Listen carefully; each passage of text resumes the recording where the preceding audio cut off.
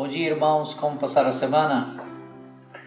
Sabe quando a gente tem umas perguntas para Deus e a gente não entende? Sabe quando a gente fica questionando coisas que para nós não fazem nenhum sentido? Por que uma pessoa boa às vezes sofre, uma pessoa que não crê em Deus, ou até uma pessoa má, ruim, tem uma vida aparentemente bem melhor, bem mais fácil? Parece que para o cristão tudo é mais difícil, tudo é baseado em muita dificuldade para conseguir, onde a gente vê o ímpio prosperando com tanta facilidade. Saiba que esse questionamento não é novidade na Bíblia. E eu quero convidar você a estudar esse assunto hoje. Meu nome é Brandão, eu sou professor da Escola Bíblica Dominical na Igreja Batista em Brás Cubas. E é muito interessante esse assunto. E isso realmente faz muitas pessoas perderem a fé, porque quando as coisas não acontecem da maneira que nós planejamos ou da maneira que nós desejamos, nós ficamos desfalecidos, nós ficamos entristecidos e muitos chegam a entrar inclusive em depressão. Mas a verdade é que o plano de Deus não foi o que está acontecendo nesse mundo. O plano original de Deus foi quando ele criou o mundo, né? E lá no Éden tudo era perfeito, estava sob o controle dele, e nós não precisaríamos ter que trabalhar e correr atrás de tantas coisas para que as coisas deem certo. Mas mesmo assim Deus ele cuida da gente, né? Nós vimos que mesmo quando Adão caiu, né, o homem caiu, ele cuidou, ele vestiu, né, e nos definiu estratégias para juntos nós vencermos as adversidades do dia a dia. E Paulo ele fala que Deus é bom, nós temos que entender isso. Olha o que está escrito em Romanos: ou desprezas tu as riquezas da sua benignidade e paciência e longanimidade, ignorando que a benignidade de Deus te leva ao arrependimento? E Pedro também fala: se é que já provaste que o Senhor é benigno. Ou seja, nossos questionamentos às vezes colocam em xeque a bondade de Deus, a veracidade da bondade de Deus, onde a nossa ótica, até então muitas vezes equivocada, coloca Deus numa situação de Deus injusto. E no Velho Testamento teve uma pessoa, né, que escreveu um salmo, né? Muitas pessoas não sabem, mas os salmos não foram só escritos por Davi. Teve um homem chamado Asaf, e ele, numa situação de coração muito contrito, né, com vários questionamentos, ele escreve um salmo. E esse salmo se identifica muito com a gente. Então eu quero dar uma olhadinha com vocês a respeito disso.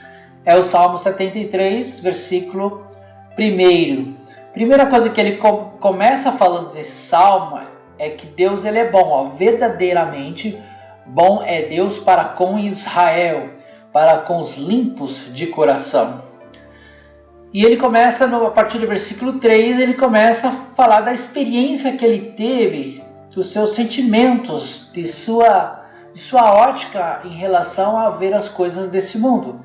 E olha o versículo 3, o que diz: lembrava-me Deus e me perturbei, queixava-me o meu espírito, desfalecia, sustentaste os meus olhos acordados, estou tão perturbado que não posso falar. Rejeitará o Senhor para sempre e não tornará a ser favorável? Eu me lembrarei das obras do Senhor, certamente que eu me lembrarei das tuas maravilhas da antiguidade. As águas te viram, ó Deus, as águas te viram, e tremeram, os abismos também se abalaram. Mas para mim, bom é aproximar-me de Deus, pus a minha confiança no Senhor, Deus, para anunciar todas as suas obras. Então esse é o versículo que a gente destaca. E Asaf ele vai colocar nesses salmos questionamentos, né, a respeito por que os ímpios prosperam, por que eles alcançam as riquezas, por que para eles é tudo mais fácil. Asaf, ele coloca esses questionamentos. E como filhos de Deus podemos apresentar a nosso Pai nossos temores e nossas angústias e incertezas? Ou seja, qual a forma correta que nós temos que colocar na presença de Deus os nossos questionamentos, né? Então, nós podemos conversar com Deus sobre essas angústias que nós passamos, sobre essas dificuldades que nós temos, sobre as incertezas da vida, sobre aquilo que nos perturba. E o conflito existencial de Asaf, ele coloca 3 pontos: a bondade de Deus, segundo, resistindo à tentação, e terceiro, a inveja. Ele sente uma inveja, ele começa a falar da prosperidade dos ímpios, ele começa a falar como que a gente não consegue ter essas coisas que eles alcançam com tanta facilidade. No tópico 2 a gente vê que ele vence esse sentimento, ele entra no santuário, permitiu ser restaurado por Deus. A prosperidade dos ímpios é temporária, mas a de Deus é permanente. E ele consegue isso quando ele ora, ele fala com Deus, ele clama no meio da sua angústia, ele tem um grito, né? O grito do aflito, os sintomas da aflição, e ele restabelece a sua fé. O Salmo 73 e 77 muito contribui para as nossas reflexões e orações em momentos difíceis durante a caminhada cristã. Também nos revelam que a bondade e a misericórdia do Senhor sempre permanece com os seus em todo o tempo. Essa frase de Davi. Davi, ele fala, né, que o Senhor é o meu pastor e nada me faltará. E no finalzinho do Salmo ele relata: certamente que a bondade e a misericórdia do Senhor me seguirão todos os dias da minha vida. Então isso é uma certeza que nós temos que ter, e nós não podemos ter esse sentimento de querer ter aquilo que os outros têm, porque Deus escreve a nossa história conforme a gente escolhe, né? Então aquilo que nós estudamos, aquilo que nós nos esforçamos, as oportunidades que a nós é dada e nós fazemos as nossas escolhas. Então veja, o sol nasce para o ímpio e também nasce para o crente. A chuva vem para o ímpio e a chuva também vem para o crente. Então é dada a oportunidade. Mas muitas vezes a gente quer que Deus nos facilite as coisas, né? E a gente olha para os ímpios, parece que as coisas são mais fáceis para eles. 12 são os salmos escritos por Asaf. Então Asaf era um cara de alto escalão. Ele era uma pessoa que cuidava da administração ali dos louvores, né, de todo Israel. E ele compôs vários salmos, Salmo 50, Salmo 73, até o Salmo 83, foram compostos nos territórios ao norte de Israel durante os tempos bíblicos após o ano de 722 antes de Cristo. Então, ele não era uma pessoa que estava perdida no seu sentimento, uma pessoa que estava numa crise de fé, uma pessoa que estava abandonando os caminhos do Senhor simplesmente porque era uma pessoa que se afastou das coisas de Deus. Não, ele era uma pessoa ativo nas coisas de Deus, muito ativo e responsável com as coisas de Deus.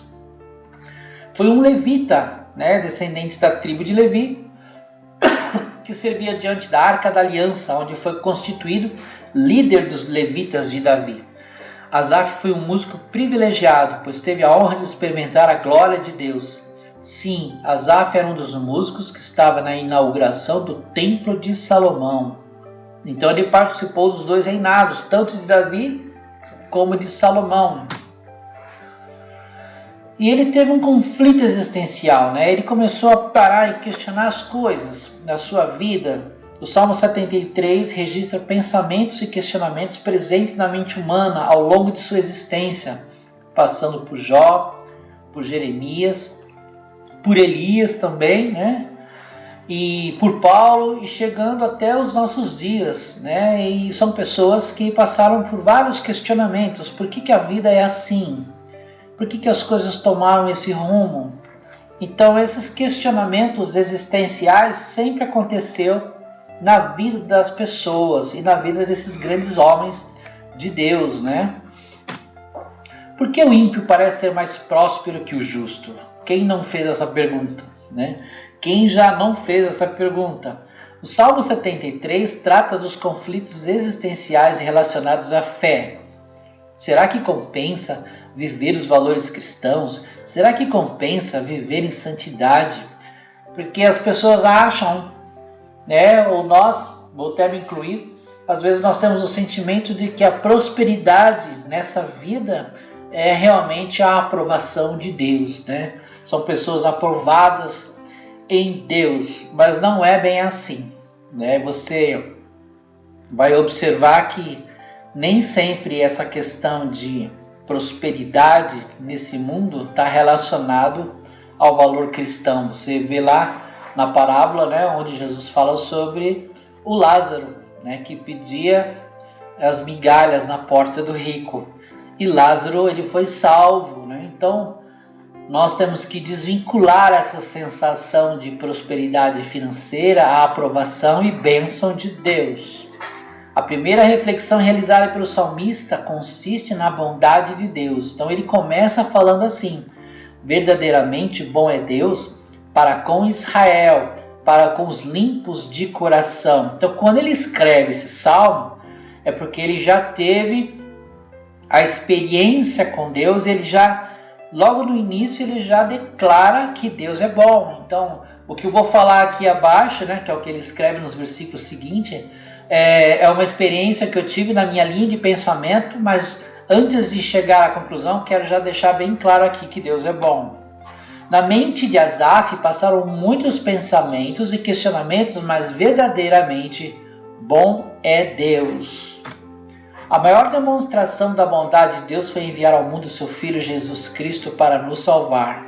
Mas Deus prova o seu amor para conosco em que Cristo morreu por nós, sendo nós ainda pecadores. Romanos 5:8. É verdade. Então a gente tem que parar com essa mentalidade de achar que as coisas que a gente deseja, as coisas que nós almejamos ou vendo as outras pessoas conquistando, é sinônimo daquilo que realmente Deus se preocupa conosco. Na verdade, o Senhor Jesus é o preço maior que Deus poderia pagar, porque Ele deu o que tinha de mais importante, o seu Filho, o seu único Filho, para morrer no Calvário em nosso favor, para que nós pudéssemos ter uma chance. Após refletir sobre a bondade de Deus, o salmista analisa sua conduta e expressa: quanto a mim, os meus pés quase desviaram. Veja, ele está falando que ele perdeu a sua fé de um jeito que ele ficou desacreditado, ele ficou aflito nos seus sentimentos. Chegou a um ponto de ele declarar: olha, eu quase desviei, eu quase abandonei a fé, eu quase parei com tudo, eu quase deixei tudo. E sua fé por um momento se abalou, quase cedeu aos encantos da tentação, esquecendo-se da bondade de Deus. Por isso que a gente é orientado a meditar, né? O Salmo 1 fala: e na sua lei medita de dia e de noite. O que é meditar? É constantemente a gente trazer à nossa memória as coisas grandiosas que Deus tem feito, né? O histórico grandioso que Deus fez ao longo da história da humanidade, a sua palavra, as suas promessas, né? Então, quando nós meditamos de dia, meditamos de noite, nós somos como árvores plantadas junto a ribeiros, com raízes profundas, né? A gente fica mais firme, fica mais forte. Então, nós ficamos olhando o que os outros têm, a gente fica focado realmente na palavra do Senhor, que é o que realmente nós temos que fazer. É necessário guardar nossos corações e mentes, né? Com isso a gente resiste à tentação. Propostas são apresentadas todos os dias, com a única finalidade de desviar o ser humano do caminho do Senhor e induzi-lo ao pecado. O salmista declara que foi tomado por inveja ao ver a prosperidade dos ímpios. É aquela história, né? Parece que a grama do vizinho parece sempre ser mais verde, né? A gente sempre olha com um olhar assim, é mais fácil a vida dele, parece que ele consegue as coisas com muito mais facilidade, parece que Deus dá uma mãozinha, né? Deus ajuda mais. E isso não é verdade. Ao analisar as circunstâncias que estavam diante dos seus olhos, sua fé foi abalada, as riquezas e a saúde dos ímpios. Mas as aparências enganam. Temos que tomar cuidado com isso, né? Às vezes a gente está olhando uma coisa e a verdade é outra. Na igreja de Coríntio havia sérios problemas dessa natureza, né? A inveja pode levar à prática de diversas atrocidades. Não temos que nutrir esse tipo de sentimento. Nós temos que ter em nossas vidas a palavra contentamento. Nós temos que ser grato por aquilo que Deus nos deu, por aquilo que nós conquistamos, pelo nosso trabalho, pelos nossos esforços. Ao presenciar a prosperidade dos ímpios, Asaf questionou o valor da santidade e da purificação. Esse mesmo questionamento é apresentado por muitos cristãos na atualidade, né? De que vale ser santo, de que vale ser puro, de que vale fazer as coisas corretas, de que vale a gente se esforçar em viver uma vida correta, né? E esse questionamento ele é muito comum, porque a gente vê a vida que as pessoas vivem, né, nesse mundo perdido. As pessoas aceitam propina, as pessoas se corrompem facilmente, então as pessoas sempre vão pelo caminho mais fácil para se dar melhor. Então, obviamente, aquilo que a gente vê, nós não sabemos os meios pelo qual a pessoa conseguiu. Enquanto uns questionam o valor da santificação, outros querem usá-la como moeda de troca. Então é aquela história, né? Senhor, eu sou dizimista, Senhor, eu faço as minhas orações, Senhor, eu sou professor, eu sou pastor, eu sou crente, eu sou aquilo, eu sou isso, e as coisas não melhoram para mim. Então a gente começa a argumentar como que a nossa vida de cristão fosse algo realmente que usasse como um argumento de troca, né? O Senhor não faz nada, o Senhor não me ajuda, eu fazendo tudo isso. Então, às vezes, a gente é tomado por esse tipo de sentimento, onde, na verdade, o sentimento correto é aquilo que Jesus fala na oração, daqueles dois homens que começaram a falar, né? Um declarava que ele agradece por não ser como os outros pecadores, ele é um religioso, faz tudo certinho, e o outro falava, Senhor, tem misericórdia de mim, que sou um pecador.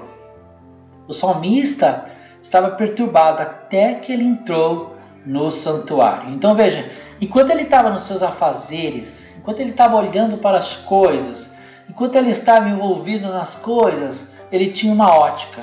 Mas quando ele entra no santuário de Deus, quando ele abre o seu coração e fala com Deus, aí os seus olhos começam a enxergar a realidade, uma grande verdade, e foca seus olhos em Deus. Então percebeu que o relacionamento com Deus vai muito além.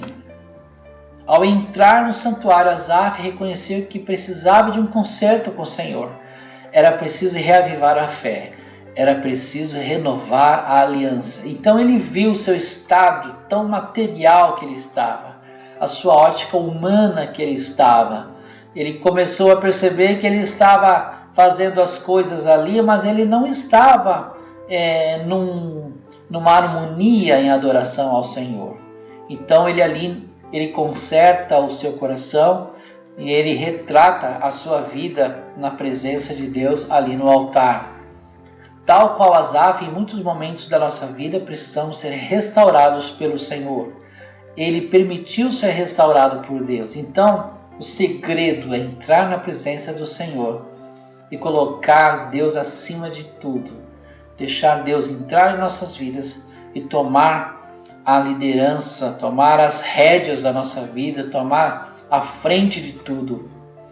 Você vê que a prosperidade dos ímpios ela é temporária. Ele mesmo declara isso.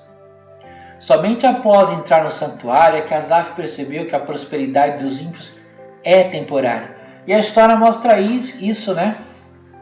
O maior império da história do Velho Testamento foi o Império Babilônico. Então ele ruiu, o Império Medo-Persa ruiu, o Império Grego ruiu, o Império Romano ruiu. Tudo isso caiu, se perdeu e hoje o cristianismo está aí. A posição, a soberba, as riquezas ocupadas pelos ímpios são precárias. Elas não subsistem à ação de Deus. O Salmo 77 trata do clamor da alma angustiada, né? Preferimos falar das alegrias das festas e das realizações do que alertar sobre a temporalidade delas. É preciso estar preparado para enfrentar todas as estações da vida. Temos muitos desafios na vida. Temos que estar atento a isso, estar sempre com os nossos olhos focados em Deus. E o início do Salmo 77 é marcado por um grito de aflição. Clamei a Deus com minha voz, a Deus levantei a minha voz, e Ele inclinou para mim os ouvidos. Então, quando nós estamos aflitos e nós entramos na presença do Senhor, o Senhor ouve o grito de aflição, Ele ouve o chamamento, né, na oração. Deus, Ele vai olhar com olhos paternos para nós todas as vezes que nós buscarmos, né? E um coração contrito, Deus não rejeita. Deus, Ele sempre vai olhar com compaixão. E Asaf relata o seu estado de angústia e a ação de buscar ao Senhor. No dia da minha angústia, busquei ao Senhor, a minha mão se estendeu de noite, não cessava.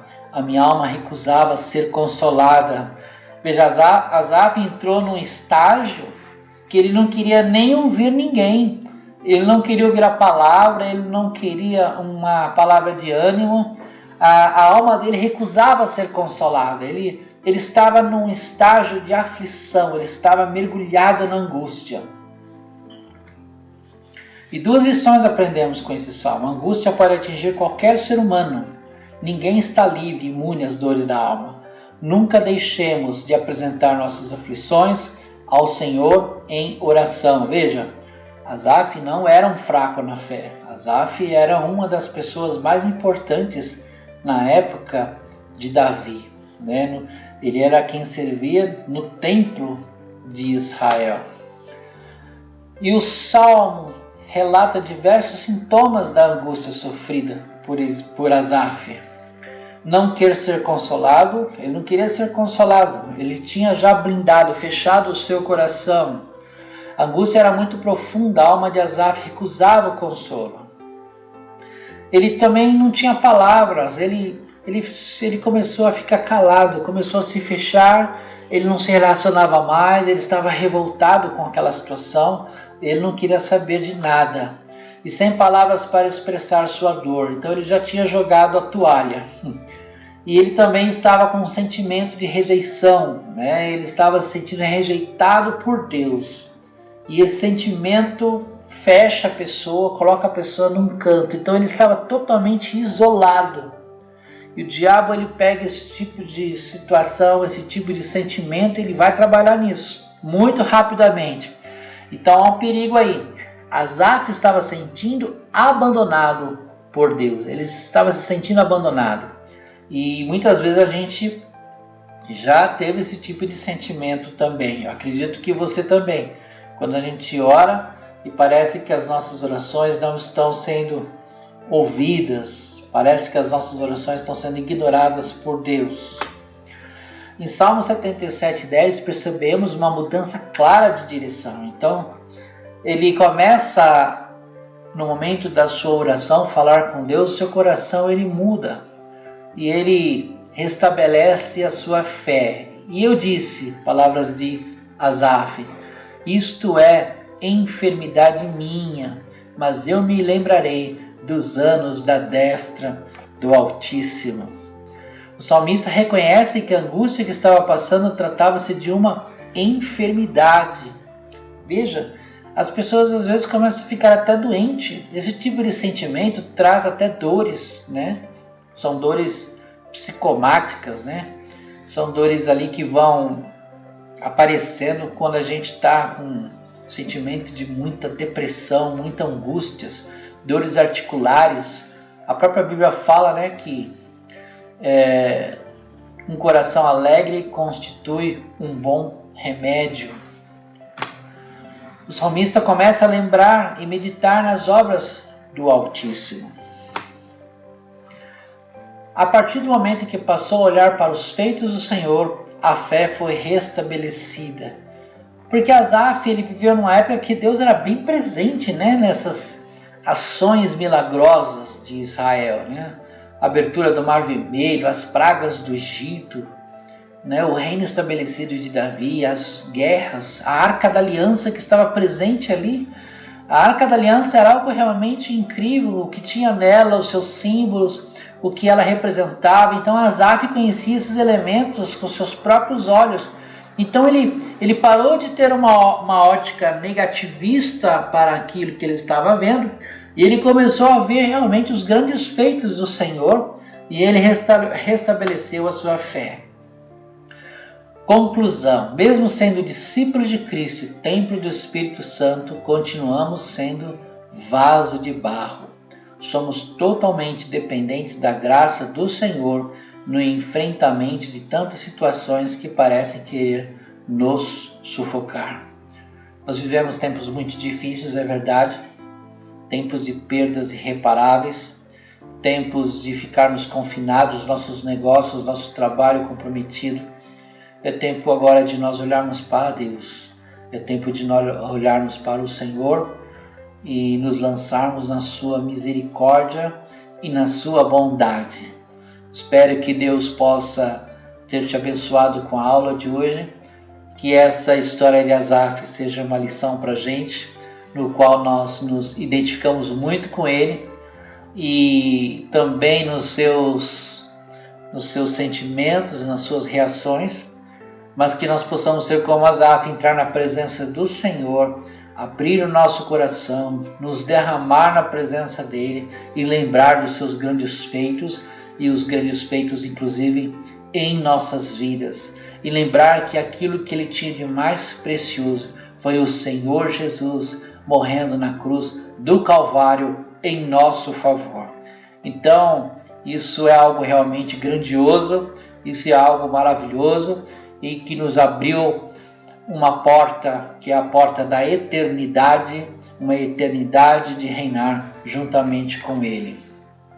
Que Deus te abençoe, que essa semana seja uma semana de vitória.